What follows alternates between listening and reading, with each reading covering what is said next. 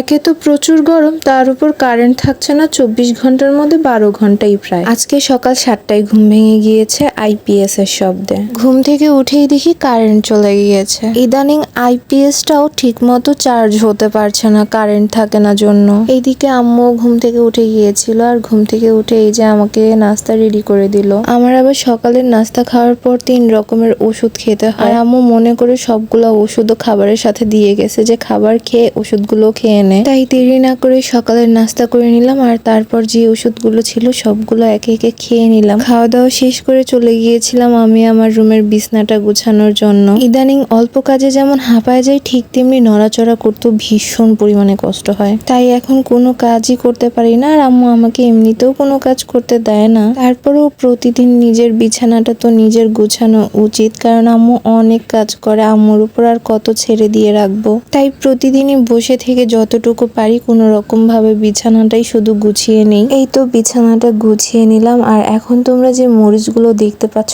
এতগুলো মরিচ কিন্তু মাত্র 6টা গাছের। মাশাআল্লাহ, বাবা শখ করে কয়টা মরিচ গাছ লাগিয়েছিল, আর তাতে বেশ ভালোই মরিচ ধরেছে। আর এই মরিচগুলো আমরা একা খাবো না, আশেপাশে যারা থাকে সবাইকে অল্প অল্প করে দিয়ে আসবো। আর এদিকে দেখতে দেখতে বেলা 1:30টার বেশি বেজে গিয়েছে, তারপরও কারেন্ট আসার কোনো নাম নেই। আমার এমনিতেও ইদানিং ভীষণ পরিমাণে গরম লাগে, আর যেহেতু কারেন্ট থাকছে না, আইপিএসই বা আর কত ব্যাকআপ দিবে বলো। আর আইপিএস এর পুরোপুরি চার্জ শেষ হয়ে গেলে ব্যাটারির উপর ব্যাড এফেক্ট পড়বে, তার জন্য আর ফ্যানও একটানা চালিয়ে রাখতে পারি না। তাই ভাবলাম গোসল করে নিই, তাহলে কিছুটা গরম কম লাগবে। আর এমনিতেও এখন দুপুর 2টা বেজে গিয়েছিল। গোসল করে এসে আগে খেয়ে নিলাম, কারণ আজকে অনেক সকাল সকাল নাস্তা করেছিলাম, আর এখন একটু বেশি খিদাও পেয়ে গিয়েছিল। আজকে দুপুরে আম্মু ডিম ভর্তা আর একটা চচ্চড়ি রান্না করেছিল। যা গরম পড়ছে, এর মধ্যে রান্নাঘরে রান্না করাটাও ভীষণ কষ্টের হয়ে দাঁড়িয়েছে। ফাইনালি সন্ধ্যার সময় কারেন্ট আসলো, আর আইপিএস এখন ভীষণ পরিমাণে কারেন্ট টানছিল। চলো তোমাদেরকে একটু শব্দ শোনাই।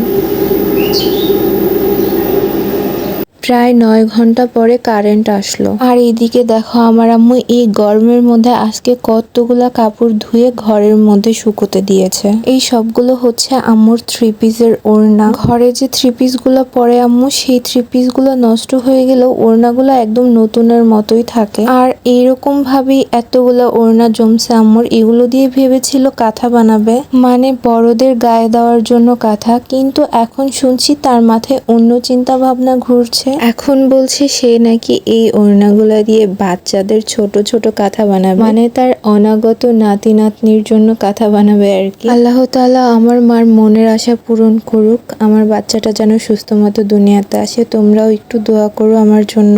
রাত্রেবেলা আমার শাশুড়ি মা আবার আমার জন্য পিঠা পাঠিয়েছে। রাত্রে করে পিঠা পাঠাইছে জন্য এর মধ্যে আবার রসুন, পেঁয়াজ, মরিচ সব দিয়ে দিছে। আর ওই যে ঝুড়িতে দেখতে পাচ্ছ অনেকগুলা পেয়ারা, ওই পেয়ারাগুলোও শাশুড়ি মাই পাঠিয়েছে। আমার এই সম্পূর্ণ 9 মাসের প্রেগনেন্সিতে আমার শাশুড়ি মা এই প্রথম আমার জন্য কিছু পাঠালো। দেখে বেশ ভালোই লাগছিল। যাই পাঠাক না কেন, ভালোবেসেই তো পাঠিয়েছে। যাই হোক, আজকের মতো ভিডিওটা এখানেই শেষ করছি। ভিডিও যদি সামান্য ভালো লেগে থাকে তাহলে কষ্ট করে একটা লাইক করে দিও। দেখা হবে নেক্সট ভিডিওতে।